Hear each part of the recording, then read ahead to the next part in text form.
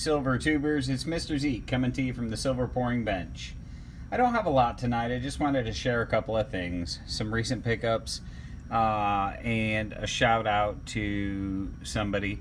First, I'll go over the pickups real quick. I made a trade and I added another American Prospector, Engelhard 85 Prospector, and this is by far probably the best condition prospector I have. Of the 12 or so I've got, this one is, it doesn't look like it's ever been touched. I mean, it is amazingly clean. So I'm pretty happy about that. I'm going to add that to the stack of prospector rounds, the Engelhards. I don't have an Engelhard bar yet. I have one Engelhard bar with a lot of toning. But I'm going to try and accumulate some more of those here in the future. Maybe trade off some of my other bars and try and get some Engelhard bars. That's pickup number one. Pickup number two goes with the big 2-ounce rounds. I finally got them all in the double thick airtights with the black rings around them, so that I get no wiggle, no play in them at all.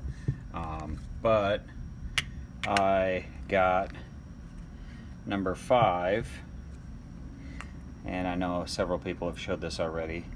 I like it with the black ring around it, so I get a little more contrast, the plank, and you can see the depth. I mean, it almost looks 3D. If you look at it from this angle, you're looking up from the ocean, you see the bottom of the plank, and it definitely has some character to it.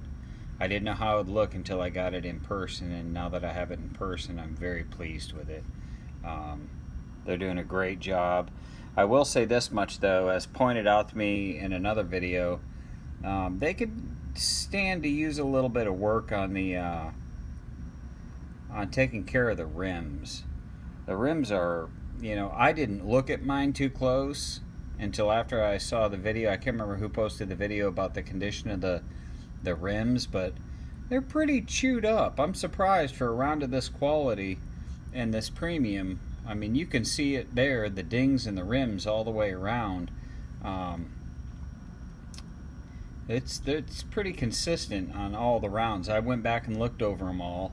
I'm overlooking it just because I dig the rounds. They're 2-ounce, high relief rounds, but for a serious collector, ding here, ding here, ding here, ding here, ding here, ding here, that would probably chap somebody's hindquarters if you were seriously collecting these for numismatic or for resale value, which may or may not be the case for me. I don't know, but for right now, and it almost looks like they just stacked them on top of each other and spun them around until they ground the rims down flat. So not overly impressed with that, but by and large, as a whole, very thrilled. So that goes on the stack of the high reliefs, and we now have 1 through 5. Following the adventures of collecting the Swiss francs, the 20 francs, I'm now up to 8. I'm going to try to, I have the sheet protector. I know that it would take an eternity for me and my current budget to fill the entire sheet, but I am going to try. I'm sorry, I misspoke. I'm up to 9. Wow, how did I miss that one? Well, I had it folded under. Yeah, I'm up to 9. So I'm up to 9. So I think I am 2 away from having 2 ounces of pure gold, which I never thought I would even endeavor to achieve, but I'm making my way there. And then I do have the 1/10-ounce eagle that my son got me for my birthday, and then this one here, the 14 karat gold, half a gram, little commemorative Pearl Harbor coin. So, but progress slow and steady. And lastly, I just wanted to go over my recent pours. I mean, I really have been hard at it. All kidding aside, I got a bunch of rounds that were casino punch-out rounds, and I wanted to make sure. In the past, I've gotten 1 or 2 that were not good, and it's so hard to test them. And so I just decided this time I would take each one and melt it individually in a crucible, pour a little bar by hand so that I could make sure that I didn't throw, because all it takes is, those of you that melt in graphite furnaces, all it takes is one bad round and you can ruin a bunch of silver for pouring purposes. So these are just anywhere between 18 grams and 1.5 ounce little ingots, and I love them.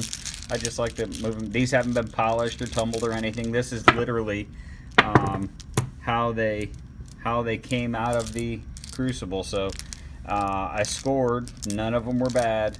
I got I think there's about 25 ounces here